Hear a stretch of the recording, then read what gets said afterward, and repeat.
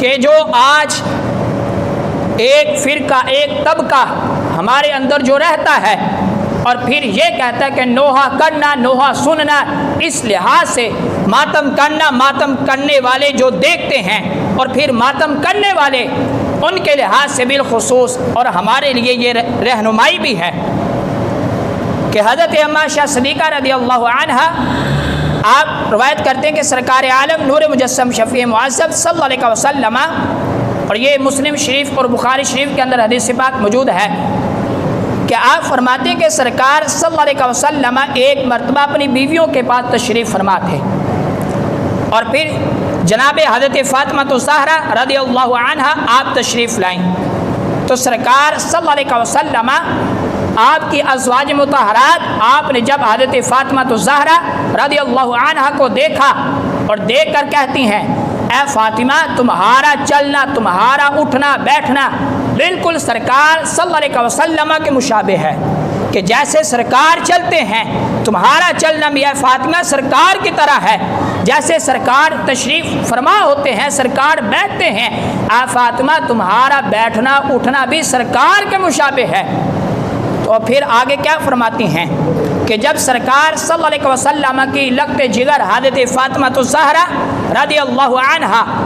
آپ سرکار کے قریب آئی، تو سرکار صلی اللہ علیہ وسلم آپ تشریف فرما تھے، بیٹھے ہوئے تھے، جب سرکار نے اپنی بیٹی کو دیکھا تو سرکار صلی اللہ علیہ وسلم اپنی بیٹی کے استقبال کے لیے انہیں کھڑے ہو کر استقبال کرتے ہیں، اور پھر سرکار صلی اللہ علیہ وسلم کے ساتھ حضرت فاطمہ الزہرا رضی اللہ عنہا آپ بیٹھ جاتی ہیں۔ اور یہ سرکار صلی اللہ علیہ وسلم جب بھی اپنی بیٹی کو صرف یہاں نہیں بلکہ جس مقام پر بھی جس وقت بھی حضرت فاطمہ الزہرا رضی اللہ عنہا سرکار کے ساتھ ملاقات کرنے کے لیے آتی، سرکار صلی اللہ علیہ وسلم کھڑے ہو کر حضرت فاطمہ کا استقبال کیا کرتے تھے۔ اور پھر صرف سرکار ہی نہیں بلکہ جب سرکار صلی اللہ علیہ وسلم خود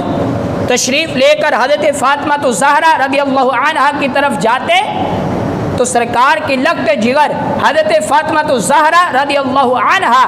آپ بھی سرکار صلی اللہ علیہ وسلم کا کھڑے ہو کر استقبال کیا کرتے تھے۔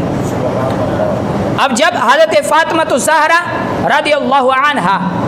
سرکار کے ساتھ بیٹھ گئیں تو پھر سرکار صلی اللہ علیہ وسلم آپ نے حضرت فاطمہ کے ساتھ سرگوشی فرمائی، گفتگو کی، اور پھر گفتگو کرنے کا انداز اس قدر تھا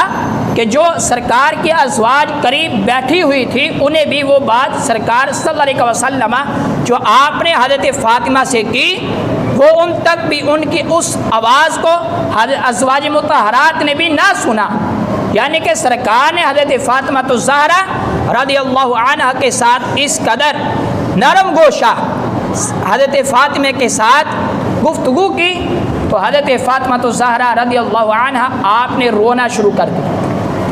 اب جب سرکار صلی اللہ علیہ وسلم آپ نے حضرت فاطمہ کو روتے ہوئے دیکھا تو سرکار صلی اللہ علیہ وسلم آپ نے دوبارہ حضرت فاطمہ الزہرا رضی اللہ عنہ کے ساتھ سرگوشی فرمائی، دوبارہ گفتگو کی۔ اب جب سرکار نے دوبارہ گفتگو کی تو حضرت فاطمہ الزہرا رضی اللہ عنہ مسکرانا شروع کر دیا، آپ مسکرا رہی تھیں۔ اب جب ازواج مطہرات رضی اللہ عنہم آپ نے حضرت فاطمہ سے پوچھا اے فاطمہ جب سرکار صلی اللہ علیہ وسلم آپ نے پہلی مرتبہ سرگوشی فرمائی، پہلی مرتبہ گفتگو کی تو تم نے رونا شروع کر دیا،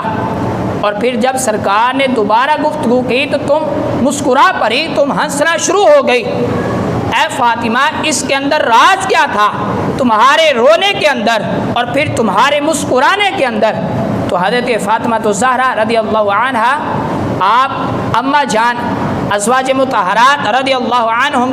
سے عرض کرتے ہیں کہ یہ میرے اور سرکار کے درمیان ایک راز کی بات ہے جو میں ابھی نہیں بتا سکتے۔ اب جب وقت گزرتا گیا سرکار صلی اللہ علیہ وسلم آپ کا ظاہری طور پر وصال ہو گیا تو پھر ازواج مطہرات رضی اللہ عنہم آپ نے حضرت فاطمہ سے پوچھا اے فاطمہ اب تو بتا دو کہ وہ راز کی بات کیا تھی؟ کہ جس کی وجہ سے تم روئی بھی تھی اور پھر تم مسکرائی بھی تھی؟ تو حضرت فاطمہ الزہرا رضی اللہ عنہا آپ عرض کرتی ہیں کہ ہاں، اب میں وہ راز کی بات بتا سکتی ہوں۔ تو حضرت فاطمہ الزہرا رضی اللہ عنہا آپ نے کہا کہ جب سرکار صلی اللہ علیہ وسلم آپ نے پہلی مرتبہ میرے ساتھ سرگوشی فرمائی، پہلی مرتبہ گفتگو کی، تو سرکار صلی اللہ علیہ وسلم آپ نے مجھے اس بات کی خبر دی، اے فاطمہ، پہلے حضرت جبرائیل علیہ السلام سال کے اندر ایک مرتبہ مجھ پر قرآن پیش کیا کرتے تھے، اور میں جبرائیل علیہ السلام کے ساتھ قرآن کا دور کیا کرتا تھا، یعنی کہ میں جبرائیل کو قرآن سناتا، جبرائیل سنتے، پھر جبرائیل سناتے اور میں محمد جبرائیل کا قرآن سنتا تھا۔ اب سرکار فرماتے ہیں، حضرت فاطمہ الزہرا رضی اللہ عنہا آپ راز کی بات بتا رہی تھی کہ سرکار نے اس بات کی خبر دی کہ جبرائیل پہلے سال کے اندر ایک مرتبہ قرآن پیش کرتے تھے، لیکن اس بار رمضان کے اندر جبرائیل نے مجھ پر 2 مرتبہ قرآن کو پیش کیا، اور میں گمان کرتا ہوں کہ میرے وصال کا وقت قریب آ چکا ہے۔ اس بات کو سن کر حضرت فاطمہ الزہرا رضی اللہ عنہا آپ فرماتے ہیں کہ اماں جان، میں نے رونا شروع کر دیا۔ اب یہاں پر حدیث پاک کے اندر یہ بات موجود ہے کہ حضرت فاطمہ الزہرا رضی اللہ عنہا آپ کا رونا صرف آنکھوں سے آنسو جاری تھے، کوئی آپ نے اپنے بالوں کو نہ نوچا، کوئی آپ نے اپنے گریبان کو نہ نوچا، یعنی کہ آپ نے ماتم نہ کیا، آپ صرف روئی تھی، اور رونے کا انداز یہ تھا کہ صرف آنکھوں سے آنسو جاری تھے۔ اور پھر آپ فرماتے ہیں کہ جب سرکار نے دوسری مرتبہ سرگوشی فرمائی، دوسری مرتبہ گفتگو کی، تو اس بات کی خبر دی، اے فاطمہ، تم اس بات پر راضی نہیں کہ تم میری اہل بیت، میرے گھر والوں میں سے سب سے پہلے تیری میرے ساتھ ملاقات ہوگی؟ تو سامنے کرام یہ ہے انداز۔ اور پھر ایک روایت کے اندر یہ بات بھی موجود ہے کہ سرکار نے فرمایا، اے فاطمہ، تم اس بات پر راضی نہیں، یعنی کہ تم اس بات پر راضی ہو کہ تمہیں تمام جنتی عورتوں کی سردار بنا دیا جائے؟ تو سامنے کرام یہ ہے حضرت فاطمہ الزہرا رضی اللہ عنہا آپ کے ساتھ محبت کرنے والے اور بھی ہیں، محبت کا دعویٰ اور بھی کرتے ہیں، لیکن محبت وہی برحق ہے، محبت وہی سچی ہے جو شریعت کے دائرے کے اندر ہو۔ اب شریعت اس بات کا حکم دیتی ہے کہ تم نہ نوحہ کر سکتے ہو، نہ نوحہ سن سکتے ہو، اور پھر سرکار صلی اللہ علیہ وسلم آپ کا فرمان عالی شان بھی موجود ہے کہ سرکار فرماتے ہیں کہ جو اس طرح کے مجلس کے اندر جاتا ہے، کہ جس مجلس کے اندر صحابہ کرام رضی اللہ عنہم کو برا بلا کہا جائے،